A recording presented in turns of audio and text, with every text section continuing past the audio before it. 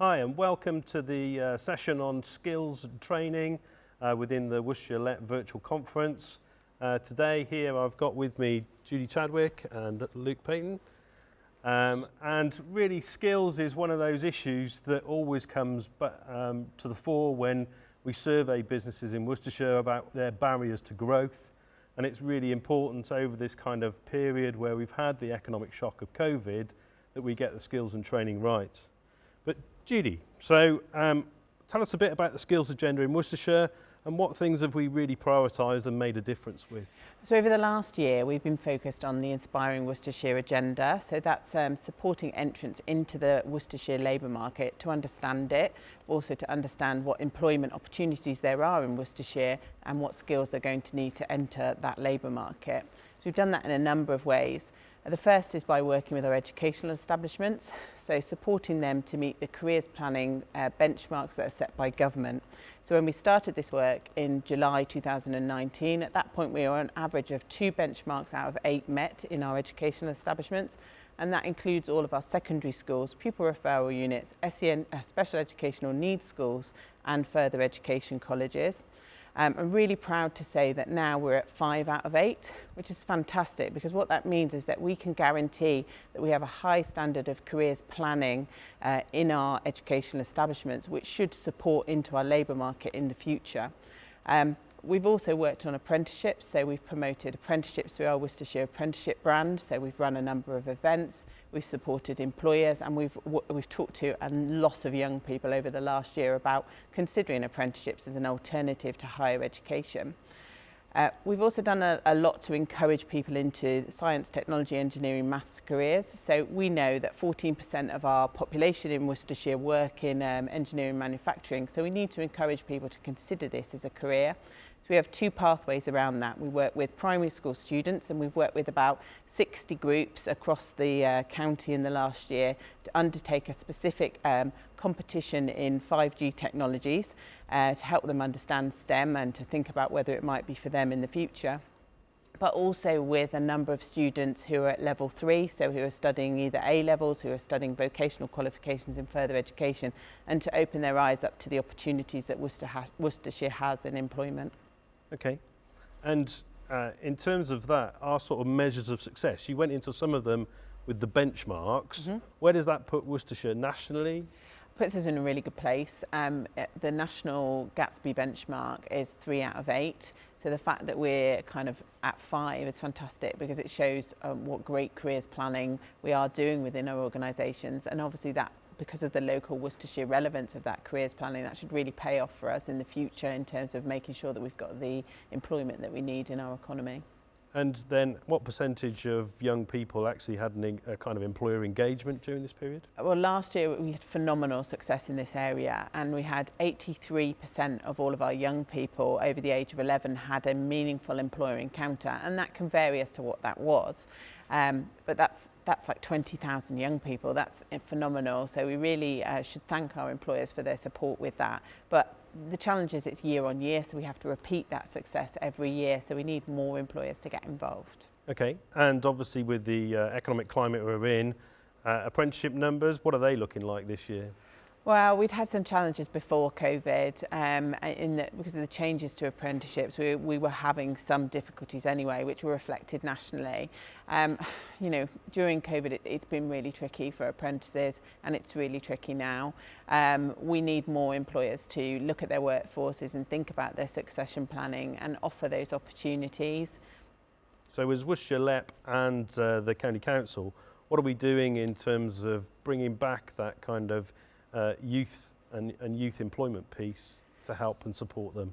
So we've embraced the summer statement schemes. So the announcement from Rishi Sunak in June, we've looked at that announcement and looked at what we can do in Worcestershire to further enhance that. So we're supporting all of those schemes, and we were able to support all of our employers to access those schemes directly through our Business Central. And certainly before the COVID piece, the Skills Show was one of our fundamental events that really showed how schools, businesses and young people could kind of work together. The Skills Show, perhaps give us a feel of those organisations and what they should consider before they do the Skills Show. I think the reason that businesses get involved in the skills show is predominantly because they can see that they're already struggling to recruit. So if you're struggling to recruit now, you're going to struggle in the future if young people know what they know. So if they don't know about your industry, they don't know about you as an employer, then they're probably never going to look to work with you as an organisation. So the employers that have got involved with us, and we had over 100 at the last event, it's predominantly because they recognise the fact that they need to succession plan in their workforces and they need to recruit within their workforces, and they're struggling to do that. So if you spoke to a number of those employers, they'd give you real success stories about how working with schools, how undertaking apprenticeships, how taking graduates has really helped them drive their businesses forward. Okay, and for the schools, why would they get involved? Schools really like the event, which is fantastic to hear.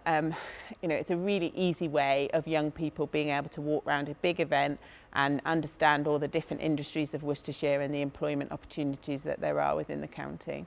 And then parents and young people have also participated in the skills show. Yeah, it's a slightly different angle with parents. What we tend to find is that they're coming to ask all the hard and fast questions to find out what routeways there are into employers, whether their young people should be taking an apprenticeship, should they be doing should they be taking university routeway, or actually what the options are for employment in that company. And have you got plans sort of this school academic year re the skills show? Well, that would be telling Gary. Yes, we have. We're probably not going to do a virtual event this year. It doesn't tend to kind of go down so well with young people, and it would be hard to replicate on that scale. But we do have a plan, and we will be announcing that very soon. Oh, well, I'm looking forward to that and watch this space. Obviously, the other thing we were really proud of was working with the Careers and Enterprise Company and the announcement of the middle school pilots into a kind of proper careers hub. I think is kind of testament to the work that we've done. It means we've got every school for an 11 plus pupil who's engaged in careers. Tell us a bit more about that careers hub. So we've been working with the middle schools. We've been working in 16 of the 21 middle schools across Worcestershire. So Worcestershire has a slightly different schooling picture in that 3 of the districts have primary and secondary schools and 3 have primary, middle and secondary. So what that's meant is if you were in the Careers Hub previously, if you were a young person in years 7 and 8 and you were in Worcester, then the experience that you would have would be slightly different to that in Wychavon.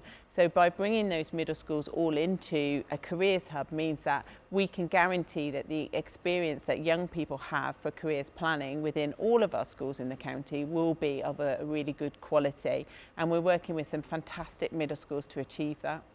Brilliant. And Luke, thank you for joining today. So you're a head at a middle school and a lead for the Careers Hub. How important do you think it is to get careers into that middle school cohort to get them thinking about what they're going to do as part of their future? I think it's never too early to get that careers advice and support for our young people. You know, we are a middle school that our pupils start with us when they're 9 years old, and already they come to us with aspirations about what they want to do in the future. And I think it's really important to try and capture that and provide them with opportunities and guidance to raise the aspiration of young people within our care and to show them sort of what careers they could choose to go into if they decide to work really, really hard.